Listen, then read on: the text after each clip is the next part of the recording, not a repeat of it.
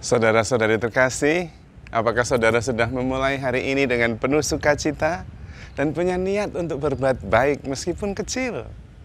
Semoga Tuhan memberkati niat baik saudara. Hari ini saya ingin masih melanjutkan apa yang kita renungkan kemarin.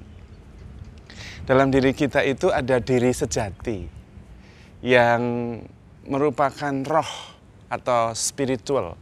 Jadi kita ini sebetulnya adalah spiritual being yang mengungkapkan diri dalam pribadi yang badaniah. Sehingga kita bisa melihat, bisa merasa dengan panca indera kita. Dan diri sejati itu ada sebelum adanya waktu. Dan tidak akan berakhir juga karena bersifat spiritual atau roh. Self yang ada pada diri kita ini membantu kita untuk lebih terbuka dan juga untuk lebih tenang, terhubung dengan yang ilahi. Kalau dikatakan bahwa Roh Kudus bertahta di dalam diri kita, yaitu maksudnya. Kita terhubung dengan Roh Kudus sendiri. Karena pada dasarnya diri sejati kita itu bersifat rohani. Sementara bagaimana kita hadir di dunia ini, seringkali kita lebih menggunakan panca indera kita. Dan panca indera itu membentuk diri yang real, yang berhadapan dengan alam dan seringkali dikendalikan oleh pikiran-pikiran. Jadi kalau kita marah, kita sedih, itu karena olah pikiran kita. Itu adalah cara kita hadir di dunia ini supaya bisa survive dan kemudian bereaksi dengan tepat. Namun seringkali pikiran kita justru membuat kita berjarak dengan diri kita yang sebenarnya. Yang selalu tenang, mampu mengatasi banyak persoalan, dan kemudian tidak banyak khawatir. Pikiran kita itu banyak khawatir. Tujuan awalnya bagus, yaitu untuk melindungi diri sendiri, antisipasi dari bahaya. Tapi kemudian pikiran kita ini bekerja terlalu cepat sehingga kurang mendengarkan bimbingan roh yang ada di dalam diri kita sejati. Itu seperti orang yang melepaskan parasut supaya bisa terbang dan kemudian mendarat dengan aman. Tetapi pikiran kita itu seringkali mengembangkan parasut ketika masih di dalam pesawat. Ya enggak bisa turun. Atau malah sebelum terbang, pikiran kita itu sudah mengembangkan pesawat. Nah, masih di darat. Untuk apa? Juga tidak bisa menikmati keindahan melihat dari atas, melayang-layang. Enggak bisa. Pikiran kita seringkali bekerja antisipatif dan menggunakan pola tertentu yang membuat kita nyaman. Maka ketika kita bereaksi, itu dengan pola tertentu. Suami istri biasanya sudah hafal itu. Hafal kebiasaan pasangan yang menjengkelkan. Dan biasanya kita bereaksi tertentu terhadap kebiasaan pasangan yang menjengkelkan itu. Dan kita seringkali berpikir di dalam diri kita, nanti kalau saya begini dia pasti begitu. Nah itu pola tertentu. Ketika kita mengajar, kita juga dengan pola tertentu. Ketika kita bereaksi, kita juga bereaksi dengan pola tertentu. Dan karena itu kemudian kita tidak lagi bisa menemukan jalan-jalan baru yang sebetulnya diketahui oleh diri kita yang sebenarnya, diri sejati itu. Karena diri sejati itu tak terbatas, limitless. Dan karena itu kita kadang-kadang menjadi khawatir, bahkan khawatir berlebihan karena olah pikiran kita. yang sungguh sudah terbentuk menjadi sebuah pola reaksi yang terus berulang. Dan ketika kemudian respon dari reaksi kita tidak seperti yang kita bayangkan atau di luar kendali kita menjadi khawatir sekali. Padahal belum tentu terjadi. Ada orang yang kehilangan pekerjaan karena masa pandemi ini, kemudian khawatir sekali bagaimana keluarga saya bisa hidup, bagaimana anak-anak ini bisa bertumbuh, sekolah, dan sebagainya. Lalu khawatir, lalu menjadi depresi.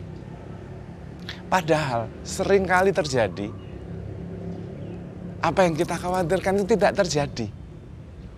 Banyak yang kemudian bisa melalui masa pandemi ini 2 tahun dan kemudian heran.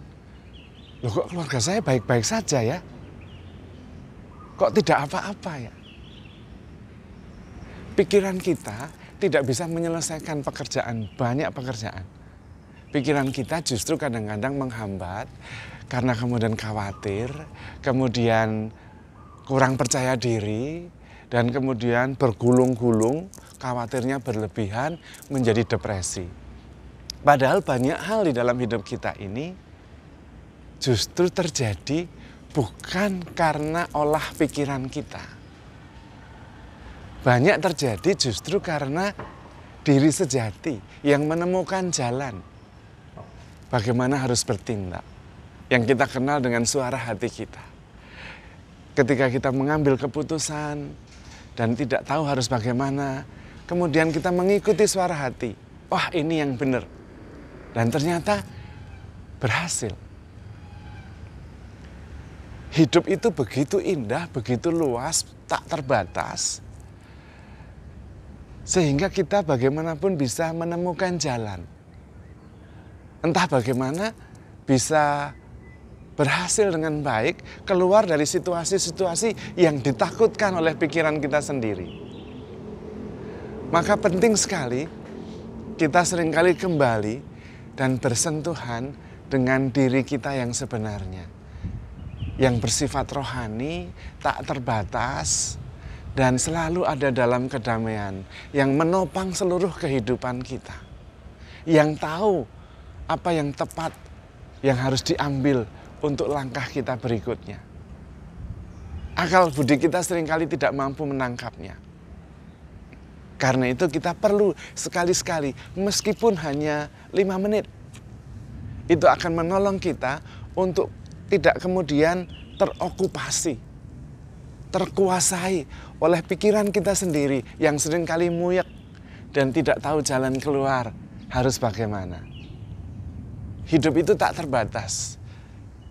Kesempatannya begitu luas dan diri sejati kita itu mengerti apa yang seharusnya kita ambil.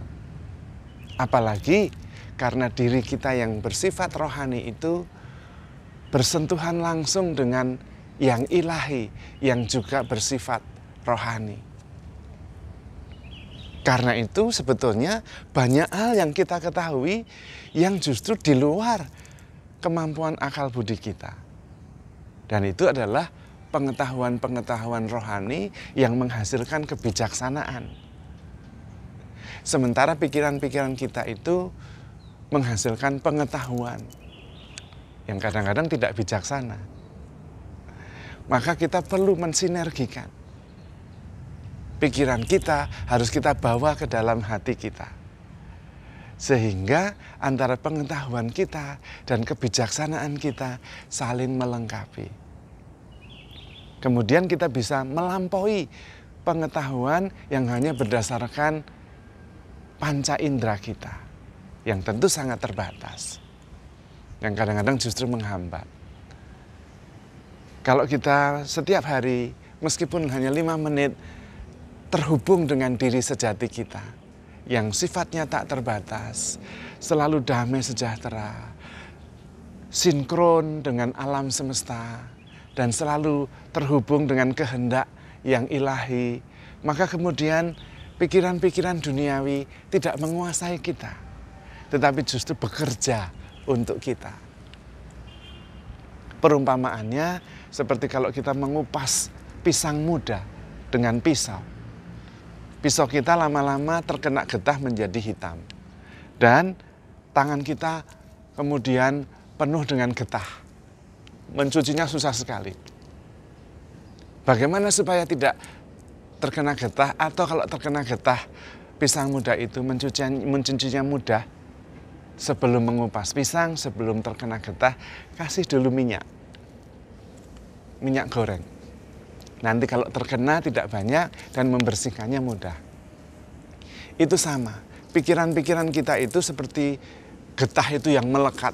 Seringkali membuat kita sendiri muyak, tidak bisa keluar. Dan itu sebab utama depresi.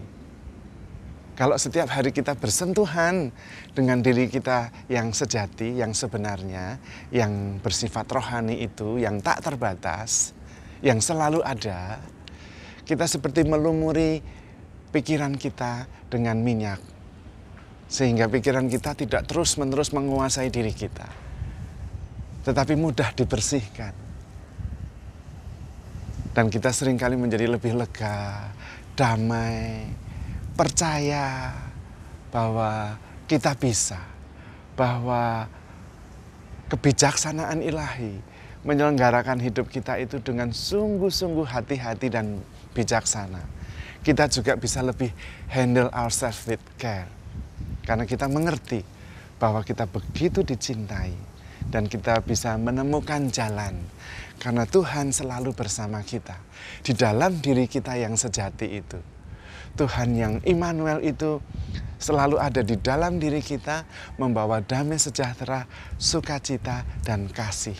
Sehingga kita selalu bisa digerakkan oleh kasih, termotivasi oleh belas kasih, dan menghasilkan juga tindakan-tindakan kasih yang membawa kebaikan untuk diri kita sendiri dan untuk orang lain, bahkan untuk alam semesta ini.